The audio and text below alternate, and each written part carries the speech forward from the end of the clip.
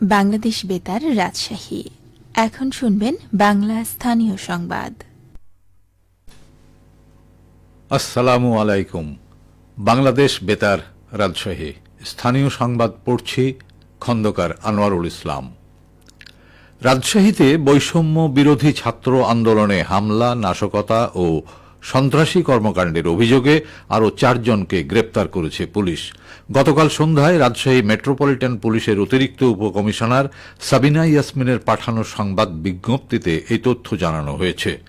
গ্রেপ্তারকৃত আসামিরা হলেন মোহাম্মদ শাহিন হোসেন মইদুল, মোহাম্মদ ইমান আলী, মোহাম্মদ রুহুল আমিন ও মোহাম্মদ দুলাল উদ্দিন।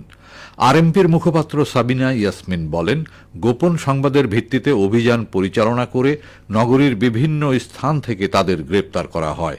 আসামিদের আদালতের মাধ্যমে কারাগারে পাঠানো হয়েছে। উল্লেখ্য, গত 10 ও 11 নভেম্বর পৃথক অভিযানে 20 জনকে গ্রেপ্তার করেছে আরএমপি।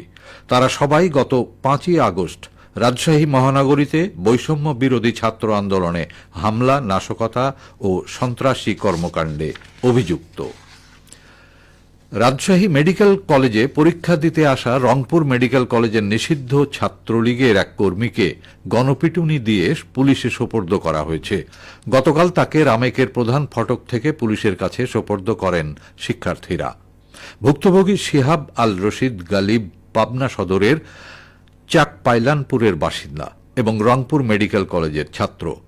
নগরীর রাজপাড়া থানার ওসি আশরাফুল আলম জানান, আওয়ামী লীগ সরকারের পতনের আগে বৈষম্য বিরোধী ছাত্র আন্দোলনের শিক্ষার্থীদের উপর হামলার ঘটনায় শিহাব আল রশিদের বিরুদ্ধে থানায় মামলা রয়েছে। ওই মামলায় গ্রেপ্তার দেখিয়ে তাকে আদালতের মাধ্যমে কারাগারে পাঠানো হয়েছে। মাধ্যমিক ও উচ্চশিক্ষা অধিদপ্তরের রাজশাহী আঞ্চলিক পরিচালকের পদ শূন্য থাকায় কলেজ শিক্ষকদের এমপিও আবেদনের প্রক্রিয়া স্থগিত রয়েছে। ভুক্তভোগী শিক্ষকেরা মাউশির রাজশাহী আঞ্চলিক পরিচালক নিয়োগ এবং স্থগিত এমপিও ছাড় করার দাবিতে অবস্থান কর্মসূচি পালন করেছেন। গতকাল রাজশাহী আঞ্চলিক শিক্ষা ভবনে অবস্থান কর্মসূচি লেখা ব্যানার নিয়ে এমপিওর জন্য আবেদন করা বিভিন্ন কলেজের শিক্ষকেরা অবস্থান নেন। উপস্থিত শিক্ষকেরা বলেন, প্রতি 2 মাস পর তারা এমপিওর জন্য আবেদন করার সুযোগ পান। এসব আবেদন চূড়ান্ত ও বাতিলের অগ্রাধিকার একমাত্র মাউশির আঞ্চলিক পরিচালকের রয়েছে। কিছুদিন আগে আঞ্চলিক পরিচালককে বদলি করায় প্রায় 15-20 হাজার আবেদন স্থগিত রয়েছে। তারা দ্রুত আঞ্চলিক পরিচালক নিয়োগের দাবি জানান। চাঁপাইনবাবগঞ্জের গোমস্তাপুর উপজেলার রাধানগর ইউনিয়নে 2টি প্রাথমিক বিদ্যালয়ের শিক্ষার্থীদের মাঝে টিফিন বক্স বিতরণ করা হয়েছে। গতকাল গোমস্তাপুর উপজেলা পরিষদের সভাকক্ষে শিক্ষার্থীদের টিফিন বক্স বিতরণ করেন চাঁপাইনবাবগঞ্জের জেলা প্রশাসক আব্দুস সামাদ। এ সময় গোমস্তাপুর উপজেলা নির্বাহী অফিসার নিশাত আঞ্জুমান অনন্যা, রাধানগর ইউনিয়ন পরিষদের চেয়ারম্যান মতিউর রহমান সহ উপজেলা প্রশাসনের কর্মকর্তারা উপস্থিত ছিলেন। রাধানগরের সীমান্তবর্তী রোকনপুর পূর্বপাড়া সরকারি প্রাথমিক বিদ্যালয় ও সিদ্ধিগ্রাম সরকারি প্রাথমিক বিদ্যালয়ের 188 শিক্ষার্থীকে টিফিন বক্স দেয়া হয়। উল্লেখ্য, গত 2020-23-24 অর্থ বছরে ইউনিয়ন পরিষদ উন্নয়ন সহায়তা তহবিলের আওতায় এই টিফিন বক্স প্রদান করা হয়। রাজশাহী বিশ্ববিদ্যালয় পরিষ্কার পরিচ্ছন্ন রাখতে বিভিন্ন পয়েন্টে ডাস্টবিন স্থাপন করেছে জাতীয়তাবাদী ছাত্র দলের নেতাকর্মীরা। গতকাল ক্যাম্পাসের জনবহুল পয়েন্টে আমাদের ক্যাম্পাস আমরাই রাখব পরিষ্কার স্লোগান লেখা ডাস্টবিন স্থাপন করেন তারা।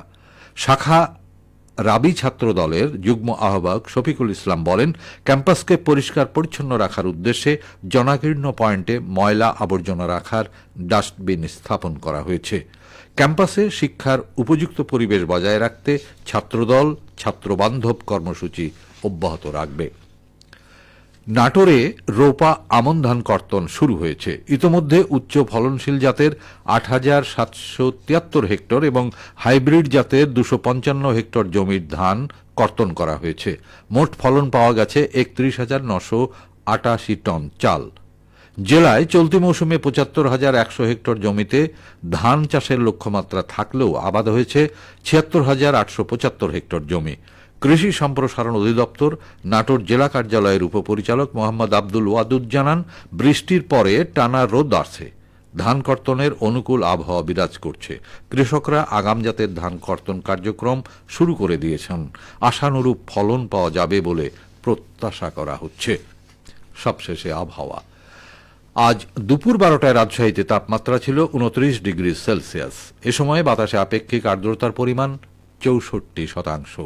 রাজশাহী ও পার্শ্ববর্তী এলাকায় আজ সূর্যাস্ত সন্ধে 5:18। সংবাদ শেষ হল। আমাদের পরবর্তী সংবাদ দুপুর 2:05।